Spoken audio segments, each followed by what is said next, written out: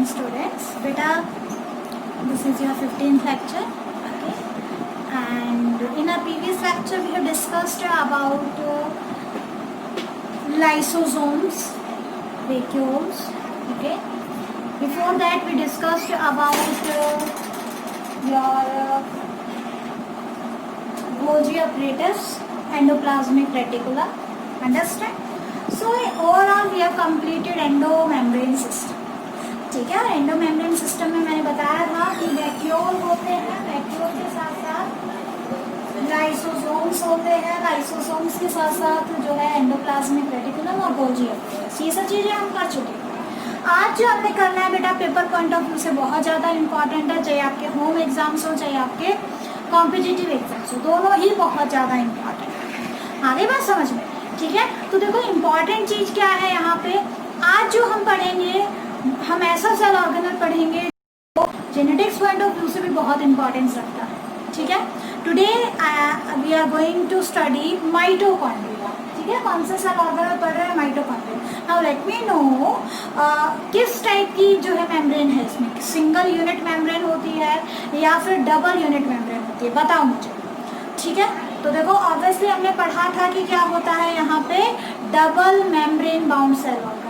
ध्यान रखो, पेपर में बहुत बार पूछा जाता है कि इनमें से कौन सा डबल मेम्ब्रेन सिस्टम है। ठीक है ना, मतलब कि ऐसा कौन सा सेल ऑर्गेनल है जिसके चारों तरफ डबल मेम्ब्रेन होती है। तो ध्यान रखना, आपको आंसर करना है माइटोकॉन्ड्रिया एंड क्लोरोप्लास्ट। क्लोरोप्लास्ट नहीं है तो प्लास्टिड्स दे सकते हो। क्लियर? ठीक है, आगे बात समझ में। दूसरी चीज जो आपको याद रखनी है कि इनके अंदर इनका खुद का डीएनए होता है। ठीक है, they have their own DNA, they have their own ribosome. ठीक है, इसको हम आज आगे डिस्कस करेंगे। अच्छा, एक और सेल ऑर्गेनल जिसकी डबल मेम्ब्रेन होती है, न्यूक्लियस। न्यूक्लियस हम कंप्लीट कर चुके हैं। ठीक है, तो आपका इस चैप्टर में केवल 3 ही टॉपिक बचे हैं। तो माइटोकॉन्ड्रिया बचा है, एक प्लास्टिड बचा है और तीसरा बचा है सेंट्रियोल्स का टॉपिक। ठीक है, तो वो मैं आपको इन 3 क्लासेस में करवा दूंगी। आज की क्लास और कल की क्लास में आपके 2 हो जाएंगे। ठीक है, क्लोरोप्लास्ट तक हो जाएगा और क्लोरोप्लास्ट नहीं तो एटलीस्ट जो है प्लास्टिड्स हो जाएंगे। फिर नेक्स्ट में आपका सेंट्रियोल। ठीक है, तो चैप्टर लगभग हो चुका है हमारा। अब देखो स्टार्ट करते हैं बेटा माइटोकॉन्ड्रिया से। तो पावर हाउस ऑफ सेल कहते हैं इसको। क्यों कहते हैं अभी हम पढ़ेंगे। सेल विद इन सेल कहते हैं, क्यों कहते हैं हम पढ़ेंगे। बट आपको जैसे नाम याद रखने, बैटरी ऑफ सेल क्यों कहते हैं ये भी आज हम पढ़ेंगे। ठीक है, तो देखो माइटोकॉन्ड्रिया वर्ड जो है टर्म है that was given by Bender, scientist का नाम है बेंडर, इन्होंने दी। ठीक है, इसके अलावा अगर हम बात करें इसकी डिस्कवरी की तो फ्लेमिंग और लार्टमैन जो साइंटिस्ट थे उन्होंने इसकी डिस्कवरी। समझ में आ गया? ठीक है ना, तो देखो ये तो बात है डिस्कवरी की। लेकिन अगर आपसे कोई पूछ ले कि ये किस टाइप का सेल ऑर्गेनल है, present in all eukaryotic cells. ठीक है, एक्सेप्ट क्या दोगे? Mature mammalian RBC, mature mammalian RBCs, red blood cell, sieve tube cells. ठीक है, उनके अंदर एब्सेंट होती है।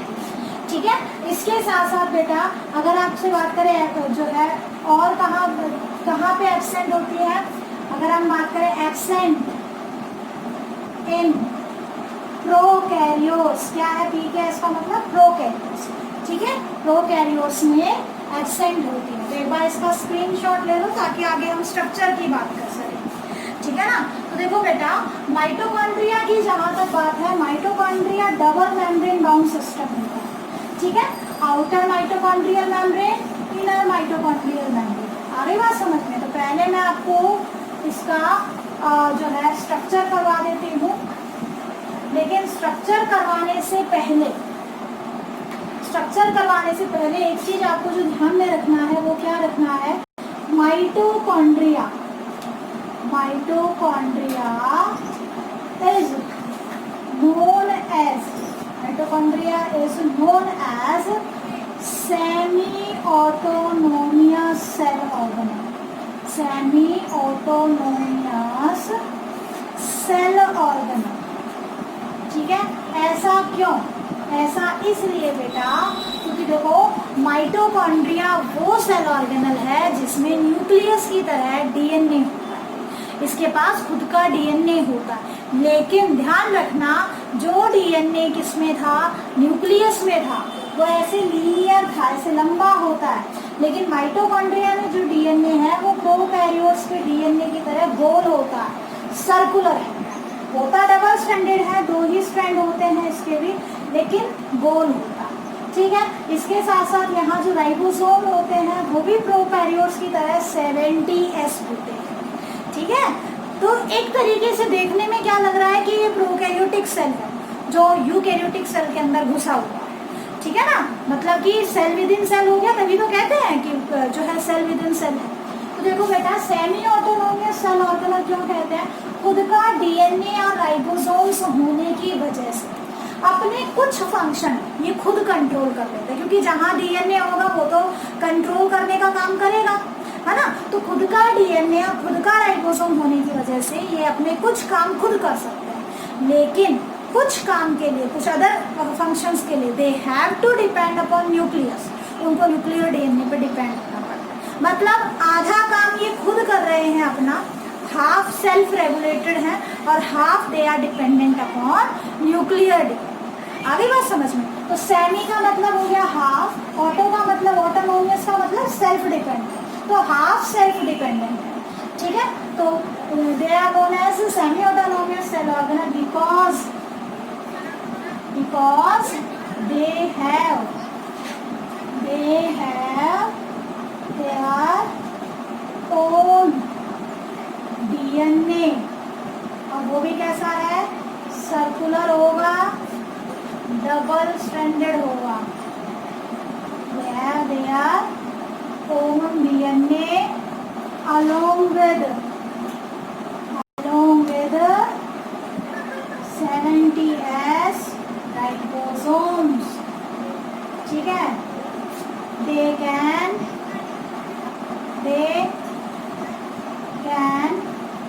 regulate या कंट्रोल भी कर सकते हैं half of their functions, some of their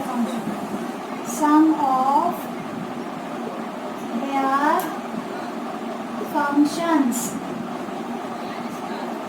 by their own, but for other functions they have to depend upon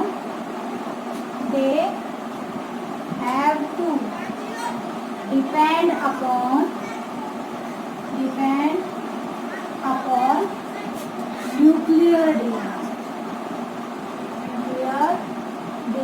ध्यान रखना, लीनियर होता है न्यूक्लियर डीएनए।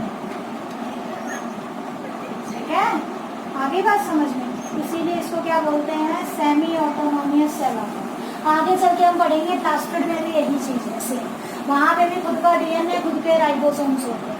ठीक है, ओन डीएनए और राइबोसोम्स होने की वजह से आधा फंक्शन खुद रेगुलेट करते हैं और आधा कौन करता है इसका, ये किस पे डिपेंड करते हैं, न्यूक्लियस पे। क्लियर? ठीक है, तो ये तो बात हो गई कि सेमी ऑटोनोमियस क्यों बोलते हैं। अब बात करते हैं बेटा इसके स्ट्रक्चर। ठीक है, तो हेडिंग डालो स्ट्रक्चर ऑफ माइटोकॉन्ड्रिया। ठीक है, स्ट्रक्चर ऑफ माइटोकॉन्ड्रिया। क्लियर? तो देखो पहले आपको स्ट्रक्चर बना के दिखाएंगे, फिर लिखवा देंगे। ठीक है, तो हेडिंग आपने डालनी है स्ट्रक्चर ऑफ माइटोकॉन्ड्रिया। तो पहले मैं सारा समझा देती हूँ, उसके बाद में लिखवा दूंगी। ठीक है, और ध्यान रखना पेपर में, कॉपी में जब भी लिखते हो, तो बनाते हो डायग्राम, तो बेटा प्लीज यूज पेंसिल। ठीक है, पेन से मत बनाओ, क्योंकि एक तो आपकी जो है ड्राइंग ऐसी नहीं है कि बहुत ही माशाल्लाह है, आप एक बार में बहुत अच्छा बना देंगे, प्रैक्टिस आपको चाहिए। ठीक है, तो मैं जो बना के भेजती हूँ इसका मतलब ये नहीं कि आप भी वैसे ही भेजें। ठीक है ना, तो पेंसिल का यूज़ करिए। देखो माइटोकॉन्ड्रिया हमें कुछ जो है इस टाइप का स्ट्रक्चर है।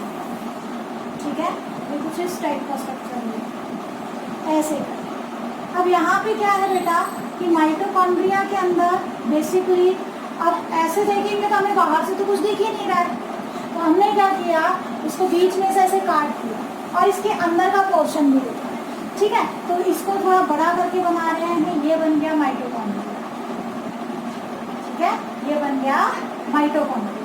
तो देखो ये जो मेम्ब्रेन है, ये वाली जो मेम्ब्रेन है, ठीक है, इसको क्या बोलेंगे, outer mitochondrial, outer mitochondrial membrane, outer mitochondrial membrane, जो बिल्कुल सीधी होती है, ठीक है, और लगभग हर चीज के लिए परमिएबल होती है। लेकिन इसकी जो इनर मेम्ब्रेन होती है वो ऐसे ऐसे फोल्डिंग्स की फॉर्म में होती है, ताकि सरफेस एरिया बढ़ जाए। आगे बात समझ में, जो इनर माइटोकॉन्ड्रियल मेम्ब्रेन होती है वो कुछ इस तरीके से होती है, समझ में आया। ये क्या है बेटा, ये है inner mitochondrial membrane, inner mitochondrial membrane, ठीक है। और देखो ये जो फोल्ड्स आपको दिखाई दे रहे हैं, ये फिंगर लाइक जो प्रोजेक्शंस आपको दिखाई दे रहे हैं, ठीक है ना, इनको क्या कहते हैं हम, इनको कहते हैं क्रिस्टी। क्या कहोगे, क्रिस्टी, ठीक है। और ये जो इनर माइटोकॉन्ड्रियल और आउटर माइटोकॉन्ड्रियल के बीच में जो स्पेस है, इसको क्या बोलते हैं, peri mitochondrial space, peri mitochondrial space, या इसी को आउटर चैम्बर भी बोलते हैं, ठीक है, आउटर चैम्बर, क्लियर, ठीक है। इसके साथ साथ बेटा अंदर जो आपको यहाँ पे लिक्विड भरा हुआ मिलेगा, जो ग्राउंड सब्सटेंस भरा हुआ मिलेगा, ठीक है, उसको क्या बोला जाएगा, उसको बोला जाएगा मैट्रिक्स, और यहाँ पे इसको क्या बोलेंगे, इनर चैम्बर। क्या लिखोगे, इनर चैम्बर, क्लियर, ठीक है। अब अभी हमने देखा कि यहाँ पे इसका खुद का क्या होता है, डीएनए होता है, खुद का क्या होता है बेटा, इसका खुद का डीएनए होता है, ठीक है। तो ये हमने क्या बना दिया, इसका mitochondrial anti DNA, mitochondrial DNA. ध्यान रखना ये सर्कुलर होगा, ठीक है, कैसा होगा, सर्कुलर होगा, क्लियर, ठीक है ना। इसके साथ साथ अगर हम देखें तो यहाँ पे हमें क्या दिखाई देंगे, हमने कहा था कुछ क्या दिखाई देते हैं, राइबोसोम्स भी देते हैं, ठीक है। तो ये क्या बना दिए हमने, राइबोसोम्स, और राइबोसोम्स भी कौन से होंगे बेटा, 70S होंगे, ठीक है। राइबोसोम्स कौन से होंगे, 70S राइबोसोम्स। आगे बात समझ में, ठीक है। तो देखो मैट्रिक्स के अंदर बेसिकली हमें क्या दिखाई दे रहा है, यहाँ पे कुछ तो हमें यहाँ डीएनए दिखाई दे रहा है, राइबोसोम्स दिखाई दे रहे हैं। इसके साथ साथ क्या होता है, ये जो क्रिस्टी वाला पार्ट है ना बेटा, क्रिस्टी वाला पार्ट, इस क्रिस्टी वाले पार्ट से आपको कुछ ऐसे रैकेट शेप्ड स्ट्रक्चर्स दिखाई दे रहे हैं, ये ऐसे करके सिर्फ क्रिस्टी वाले पार्ट में कुछ ऐसे racket shaped structure, bulb like structures आपको दिखाई देंगे, ठीक है। ये जो बल्ब लाइक स्ट्रक्चर्स होते हैं, ये जो बल्ब लाइक स्ट्रक्चर्स आपको दिखाई दे रहे हैं क्रिस्टी के ऊपर, ठीक है ना, तो जो बल्ब लाइक स्ट्रक्चर्स आपको दिखाई दे रहे हैं क्रिस्टी के ऊपर, इनको बोलते हैं ऑक्सीजोम्स, ठीक है ना। या फिर क्या बोलोगे इनको, या फिर इनको क्या कहा जाता है बेटा, F1 F0 पार्टिकल्स, ठीक है, और क्या बोलते हैं, फर्नांडिस मॉर्गन पार्टिकल्स, ठीक है। आगे बात समझ में, या फिर क्या बोलोगे, एलिमेंट्री पार्टिकल्स। तो बहुत सारे नाम हैं, क्यों होता है ये देखो, इसीलिए तो क्रिस्टी जो है बनी है, ताकि क्या हो जाए, मैक्सिमम ऑक्सीजोम्स हो यहाँ पे, ठीक है ना। अब ऑक्सीजोम होने से फायदा क्या है, क्योंकि देखो बेसिकली यहाँ पे इसका जो आगे हम पढ़ेंगे, ऑक्सीजोम के अंदर एक एंजाइम होती है जो हमारे रेस्पिरेशन में हेल्प करती है, एटीपी फॉर्मेशन में हेल्प करती है, ठीक है ना, एनर्जी करेंसी ऑफ सेल बनाने में हेल्प करती है। तो इसीलिए इसको क्या कहा हमने, इसीलिए हमें मैक्सिमम एटीपी बने, इसलिए हमारे पास जो है ये बहुत ज़्यादा। तो ये जो रेड कलर के आपको पार्टिकल्स दिख रहे हैं, ठीक है, इनको क्या बोलोगे, ऑक्सीजोम्स, या फिर क्या बोलेंगे इनको, F0 F1 पार्टिकल्स, ठीक है। या फिर और क्या बोलोगे, और क्या बोलोगे, एलिमेंट्री पार्टिकल्स, एलिमेंट्री पार्टिकल्स, ठीक है। एग्जैक्ट स्ट्रक्चर इसका दिखाएंगे, लेकिन ये ध्यान कर लो कि ये एक्चुअल में किस टाइप से तुम्हें दिखाई दे रहे हैं। कहाँ दिखाई दे रहे हैं। ठीक है, तो this one is structure of mitochondria. एक बार इसका स्क्रीनशॉट ले लो। अब देखो बेटा, वन बाय वन हर चीज को हम थोड़ा सा रिटर्न फॉर्म में, ये डायग्रामेटिक व्यू है, इसको एक बार रिटर्न फॉर्म में ले लेते हैं। ठीक है ना, ताकि चीजें और अच्छे से क्लियर हो जाए और हम इसका रोल भी पढ़ पाए। ठीक है, तो देखो अभी हमने क्या पढ़ा, बात करते हैं मेम्ब्रेन से स्टार्ट करेंगे बेटा।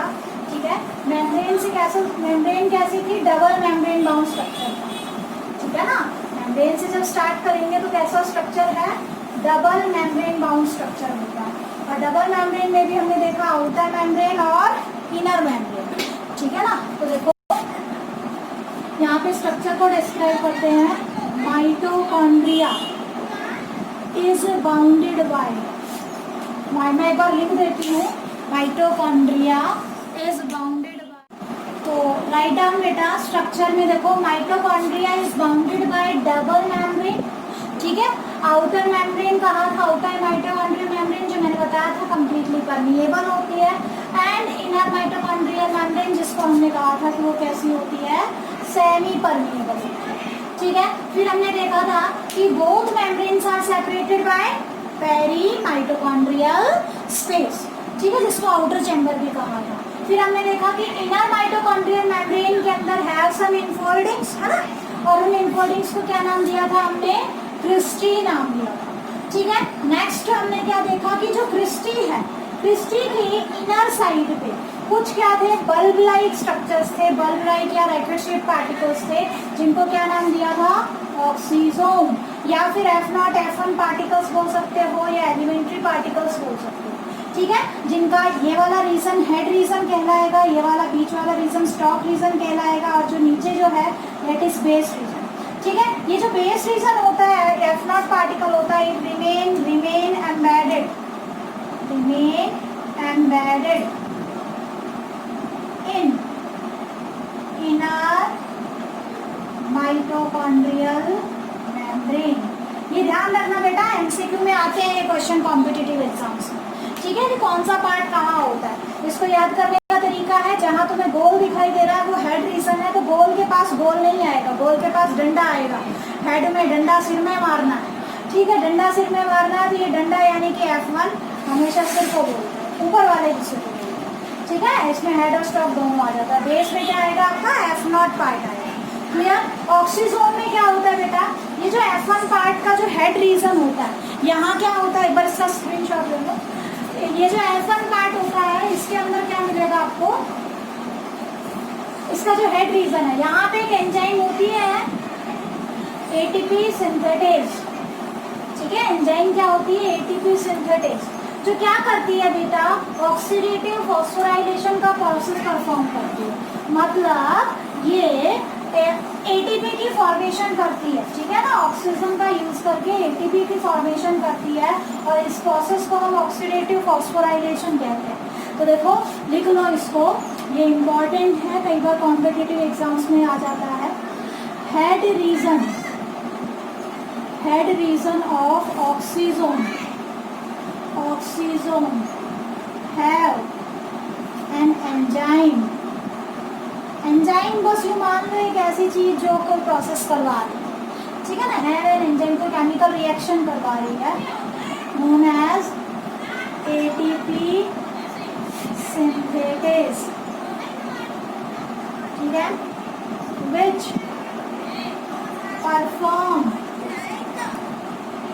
perform function of oxidative phosphorylation। ठीक है, ऑक्सीडेटिव फॉस्फोराइलेशन। ठीक है, टू प्रोड्यूस ATP। अब ये नहीं बोला क्या आ गई ATP, सुना है कभी ATP का नाम बेटा? देखो, जिस तरीके से हम अपने पैसों के लिए, हमारे हर कंट्री की अपनी करेंसी है लेन देन की, है ना, मतलब पैसों का हिसाब किताब हम किसके फॉर्म में करते हैं, रुपीस की फॉर्म में करते हैं ना। तो सेल के अंदर एनर्जी का जो लेन देन का प्रोसेस होता है वो किसके फॉर्म में होता है, एक केमिकल मॉलिक्यूल होता है जो एनर्जी को स्टोर करता है। जब वो मॉलिक्यूल टूटेगा, ठीक है, जब वो मॉलिक्यूल टूटेगा तो क्या होगा, वो मॉलिक्यूल एनर्जी प्रोड्यूस करेगा, और जब वो मॉलिक्यूल बनेगा तो वो एनर्जी को स्टोर करता है, ठीक है। उस एनर्जी मॉलिक्यूल को हम क्या बोलते हैं, एटीपी, ठीक है। एटीपी की फुल फॉर्म क्या होती है बेटा, एडेनोसिन ट्राइफॉस्फेट, ठीक है। कैसा मॉलिक्यूल है, तो ऐसे इस तरीके से क्या है, एडेनोसिन कुछ मॉलिक्यूल है, आगे समझाएंगे हायर क्लास में। इस पे 3 फॉस्फोरस ग्रुप जुड़े हुए हैं ऐसे करके, ठीक है ना। और ये जो बॉन्ड है ये एनर्जी स्टोरिंग बॉन्ड है, तो जब ये टूटता है ना तो इस तरह एनर्जी प्रोड्यूस होती है, और जब एटीपी बनती है तो एनर्जी इन बॉन्ड्स में स्टोर हो जाती है। तो सेल को जब एनर्जी खर्च करनी है, एनर्जी यूज करनी है, तो एटीपी को तोड़ता है।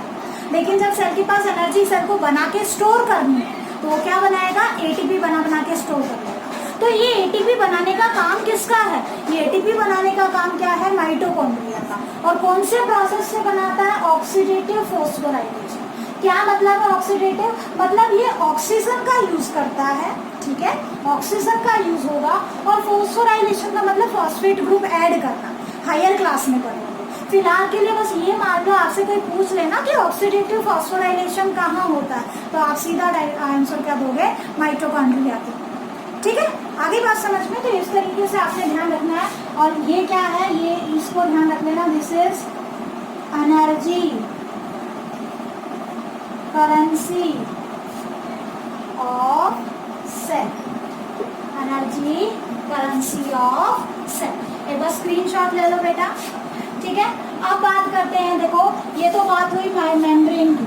मैट्रिक्स में क्या देखा हमने, क्या है कि जो दोनों मेम्ब्रेन होती है, both membrane surrounds a brown substance known as matrix, ठीक है, विच कंटेन डीएनए, आरएनए, ठीक है, कुछ आरएनए मॉलिक्यूल भी होगा वहाँ पे, along with 70s ribosomes, clear, ठीक है। आगे बात समझ में, तो नेक्स्ट हमने क्या लिखना है, both membranes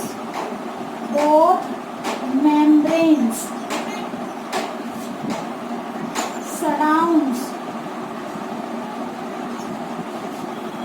a brown substance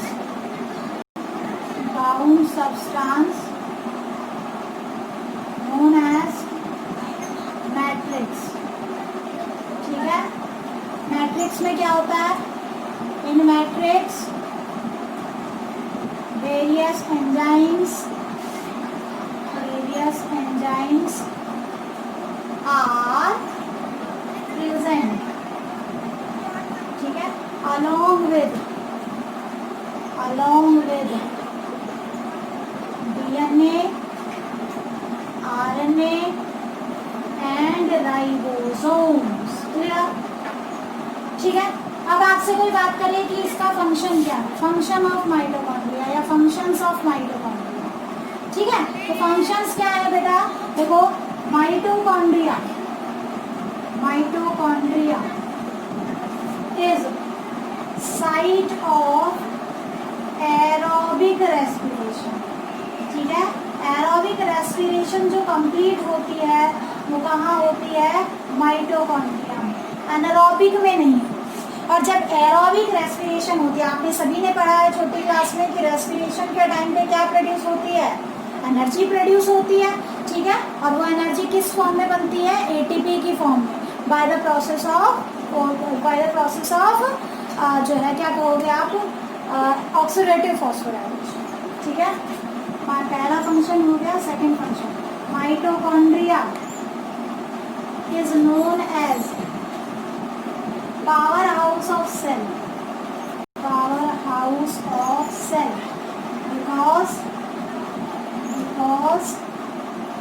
because it is site of ATP production, ठीक है, during aerobic respiration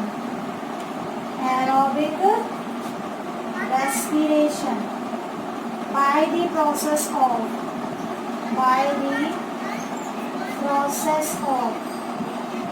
oxidative phosphorylation, ठीक ठीक है, समझ में आया? ठीक है ना। और एक आपने नोट डाल के लिख देना है बेटा कि इसे सेल विद इन सेल क्यों कहते हैं। ठीक है, बाई चांस आपसे कोई पूछ ले कि इसको सेल विद इन सेल क्यों कहते हैं, ये आप नोट डाल के लिख लो। Mitochondria is known as cell within cell because it is just like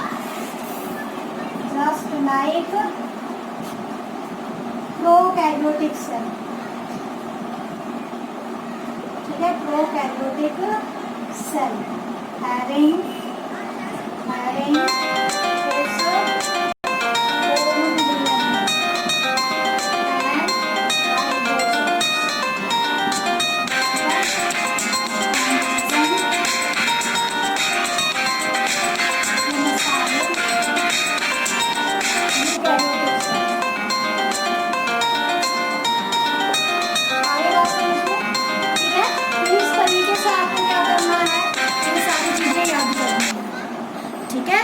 ये सारी चीज़ें आपको अच्छे से याद करनी है। That's all for today's lecture बेटा। कल के क्लास में हम क्लोरोप्लास्ट करेंगे। ठीक है, एक बार आई थिंक ये आपको नीचे की लाइन अच्छे से नहीं दिखाई देगी तो मैं इसको बोल्ड कर रही हूँ। ठीक है ना, आप इसका जो है वो ले लीजिए, स्क्रीनशॉट ले लीजिए।